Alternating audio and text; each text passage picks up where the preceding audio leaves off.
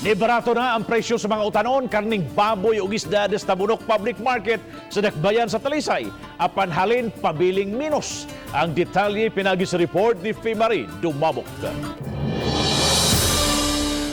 Di barato og tag 20 ngadto sa 70 pesos ang kilo sa mga lamas ug pipila ka mga utanon sa Tabunok Public Market ikumpara sa niaging mga bulan. Sama na lang ni ining sibuyas, sili at salog luya nga nitong Pebrero nitungtong gyud sa 160 og 150 pesos ang kilo. Apan karon 100 pesos ug 80 pesos na lang matag kilo. Ang kaniadto nga 100 pesos nga tamatis matag kilo karon tag 40 pesos na. 20 pesos usab ang pagbarato sa ahos. Ang patatas, palya ug sili espada, 120 pesos ang kilo kaniadto. Karon anaa na lang sa 60 ngadto sa 70 pesos matag kilo. Ang carrots ug repolyo nga tag 130 og 100 pesos ang kilo, anaa na lang sa 70 og 40 pesos. 20 pesos matag kilo na lang usab ang kalabasa. Di barato na usab ang pipila sa mga seafoods. Sama na lang sa mga isdang tikab, lipte, danggit, silay ug mamsa.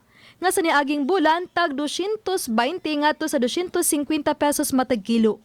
Karon naus-usan ang presyo og 20 ngadto sa 40 pesos matag kilo. Ang bangus, tuloy ug tarurot susama ra gihapon ang presyo.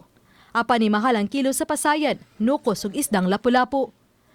Apan bisan ni barato ang sagad sa mga palitunon sa maong merkado, nityabaw lang gihapon ang mga mamaligyaay tungod sa kaminos sa halin. Minus-minus na ron ang pangompra na mo, pero minus sa kayong halin.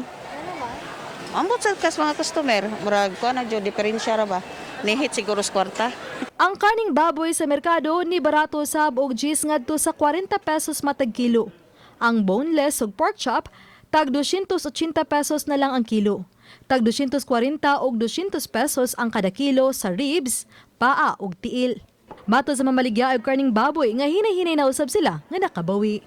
Pag-stop sa Manila, supply sa Manila last February man na effective mo to pa after February ni usos na ginahinay. Cebu na lang gyud sila nihatag, wala na ang Manila. Kay ang Manila ra man jud nakaguba sa presyo na to direct. Oba ni John Sulon. Ako si Marie Dumabok. Balitang Bisdak.